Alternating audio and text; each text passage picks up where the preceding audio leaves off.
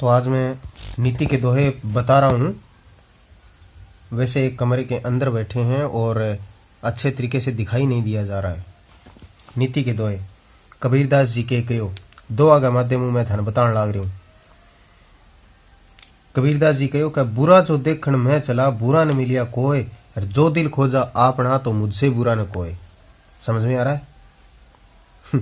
बताया नहीं तो समझ में कैसे आएगा? बुरा जो देखकर मैं चला, तो कबीरदास जी कहते हैं कि मैं बुराई देखने के लिए इधर उधर गया, लेकिन मुझे पता चला कि तुझसे बुरा तो कोई नहीं है। मैं जब अपने अंदर दिल के अंदर झांक के देखा तो मुझे पता चला कि मुझसे बुरा, मुझसे गया बीता कोई है ही नहीं। तो इसलिए कबीरदास जी ने बहुत ही अच्छी बात कही है कि मैंने जो अपना दिल टटोल के देखा, अपने भीतर झांक के देखा, तो मुझे पता चला कि मुझसे बुरा तो कोई नहीं था, बल्कि मैं सबसे ज्यादा स्वार्थी, लोभी, लालची, ईर्ष्यालु, झगड़ालू, सबसे ज्यादा तो मैं ही निकला। क्योंकि आम जिंदगी में हम ऐसा हो गए हैं। तो ऐसा कबीरदास जी ने जरूर कहा है। अगला दोहा, गुरु गोविंद दोऊ खड़े काके लागू पाए, और बलिहारी गुरु आप री गोविंद दियो बताए। कबीरदास जी कहते हैं कि गुरु गोविंद दोऊ खड़े, एक साइड में तो गुरु खड़े और दूसरी साइड में गोविंद जी खड़े। गोविंद को मतलब है भगवान, ईश्वर, प्रभु। तो कबीरदास जी ने कहा कि एक साइड में तो गुरु खड़े हैं और दूसरी साइड में गोविंद खड़े हैं। तो गुरु गोविंद दोऊ खड़े काके लागू पाए, क्या लागू पांव, मतलब गुरु के पांव लगूं या फिर प्रभु के पांव लगूं, ईश्वर के, भगवान के पांव लागूं। बलिहारी गुरु आप री गोविंद दियो बताए, मैं तो अपने गुरु के ऊपर बलिहारी जाऊंगा, सब कुछ न्यौछावर करूंगा, क्योंकि मुझे उन्होंने ही बताया है कि भगवान क्या चीज है।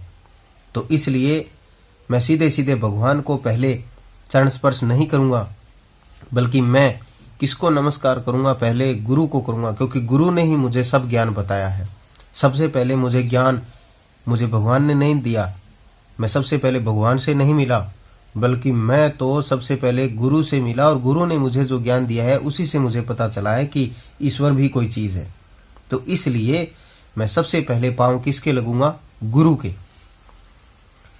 तीसरा दोहे में यह बताया गया है, साईं इतना दीजिए जामे कुटुंब समाए, मैं भी भूखा ना रहूं साधु ना भूखा जाए। कि हे साईं, साईं कहा गया है भगवान को, प्रभु को, कि हे प्रभु मुझे इतना ही दीजिए जितने में मेरे परिवार का जीवन यापन चलता रहे, जीविकोपार्जन चलता रहे।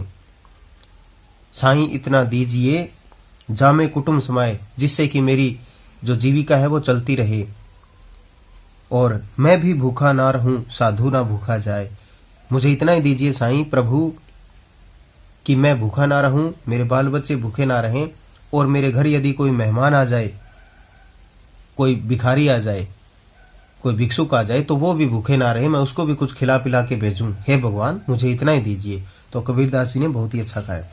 अब देखिए रहीमदास जी ने क्या कहा है। रहीमदास जी बोले कि रहीमन धागा प्रेम का मत तोड़ो छिटकाए, टूटे फिर ये ना जुड़े तो जुड़े गांठ पड़ जाए। बहुत अच्छी बात कही है। रहीमन धागा प्रेम का, रहीमदास जी कहते हैं कि धागा, प्रेम का जो धागा होता है वो बनाए रखो, मत तोड़ो छिटकाए, उसको झटके के साथ में उसको मत तोड़िए।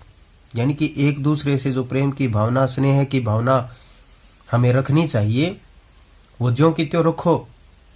उसे छल कपट से, उसे धोखे से, ईर्ष्या से उसे मत तोड़िए, यानी प्रेम में बाधा मत डालिए। क्योंकि एक बार जो कोई चीज टूट जाती है तो फिर वो जुड़ती नहीं है, और जुड़ भी जाती है तो उसमें गांठ पड़ जाती है। गांठ, जैसे कि उदाहरण उन्होंने दिया है, टूटे से फिर ना जुड़े, जुड़े गांठ पड़ जाए। जैसे कि रहीमन धागा प्रेम का, ये जो प्रेम का धागा है, धागा जो होता है वो एक बार यदि हम छिटका के उसे झटके से तोड़ देते हैं, और तोड़ने के बाद में उसे जोड़ने की कोशिश करेंगे तो वो ढंग से जुड़ेगा नहीं, बल्कि उसमें उसे जोड़ने के लिए हमें गांठ मारनी ही पड़ेगी, देनी ही पड़ेगी। तो गांठ देने के बाद में वो पहले जो धागा था वैसा का वैसा नहीं रहता।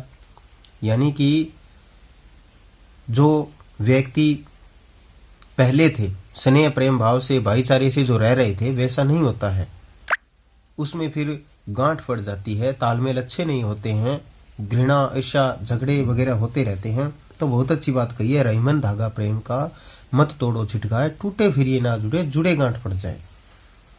क्या नोटिफिकेशन आया था अभी? मतलब पर्याप्त हो गई है, स्टोरेज भर गई? पता नहीं, मुझे टूंग नहीं आया तो।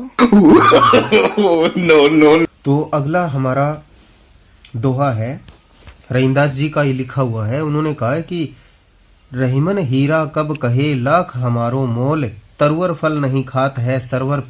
कौन सुपनो है हो नीचलो पढ़ दियो, आधो नीचलो राधो ऊपर लो।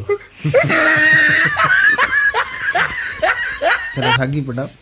बड़े बड़ाई ना करे बड़े न बोले बोल, रहीमन हीरा कब कहे लाख हमारो मोल। रहीमदास जी कहते हैं कि बड़े बड़ाई ना करे। रहीमदास जी कहते हैं कि अपने खुद की जो बड़ाई है वो हमें नहीं करनी चाहिए। बड़े न बोले बोल, यानी बड़े बड़े बोल भी नहीं बोलने चाहिए। यानी हम जो कई बार कह देते हैं, किसी को बहुत बड़े बड़े बोल बोल देते हैं, अपनी बड़ाई अपनी तारीफ बहुत ज्यादा कर देते हैं, तो रहीमदास जी कहते हैं कि ऐसा ना करो, कोई फायदा नहीं है। बड़े बड़ाई न करे बड़े न बोले बोल, रहीमन हीरा कब कहे लाख हमारो मोल। रहीमदास जी कहते हैं कि अपनी तारीफ खुद की नहीं करनी चाहिए। जैसे कि हीरा बहुत ही ज्यादा कीमती होता है, मूल्यवान होता है, फिर भी वो खुद कहता है क्या कि हमारा मोल जो है वो बहुत ही ज्यादा है, हमारा मोल बहुत ही ज्यादा है, मैं मूल्यवान हूं, मैं कीमती हूं। वो खुद अपनी तारीफ नहीं करते हैं। तो इसलिए रहीमदास जी कहते हैं कि अपने खुद की तारीफ नहीं करनी चाहिए। जैसे कि हीरा स्वयं नहीं कहता कि हमारा मोल जो है वो लाखों में है, यानी लाखों में मैं बिकता हूं। जो बड़े लोग होते हैं, महान लोग होते हैं, मूल्यवान जो अनमोल लोग होते हैं, वो खुद की बड़ाई खुद नहीं करते, विद्वान लोग। अगला देखिए, रहीमदास जी ने लिखा है कि तरवर फल नहीं खात है सरवर पिए न पान, कह रहीम पर काज हित संपत्ति सच ही सुजान। तरवर फल नहीं खात है। रहीमदास जी कहते हैं कि तरवर होते हैं ना पेड़ अपना फल खुद नहीं खाते हैं। तरवर फल नहीं खात है सरवर पिए न पान। सरवर होता है सरोवर, यानी कि तालाब, जोड़ा। तो सरवर पिए न पान, पेड़ पौधे तो अपना जो फल है वो खुद नहीं खाते हैं, और तालाब है, सरोवर है, वो अपना पानी खुद नहीं पीते हैं, बल्कि वो दूसरों के लिए देते हैं। तालाब में पानी होता है वो दूसरों के लिए काम में लेने के लिए होता है, और जो पेड़ के फल लगते हैं वो भी दूसरे ही खाते हैं। क्या पेड़ खुद खाता है? नहीं खाता। तो इसलिए तरवर फल नहीं खात है, पेड़ फल नहीं खाते हैं, स्वयं नहीं खाते। सरवर पिए न पान, और सरोवर जो है वो पानी खुद नहीं पीते हैं, दूसरों को पीने के लिए देते हैं। वैसे ही कह रहीम पर काज हित संपत्ति सजही सुजान। वैसे ही रहीमदास जी कहते हैं कि हमें भी जो संचित किया हुआ धन है वो खुद के लिए नहीं होना चाहिए, बल्कि दूसरों के सहयोग के लिए या दूसरों के काम के लिए परहित होना चाहिए। हम जो भी कार्य कर रहे हैं केवल स्वार्थ भावना के वश में होकर ही नहीं करें, बल्कि दूसरों की मदद के लिए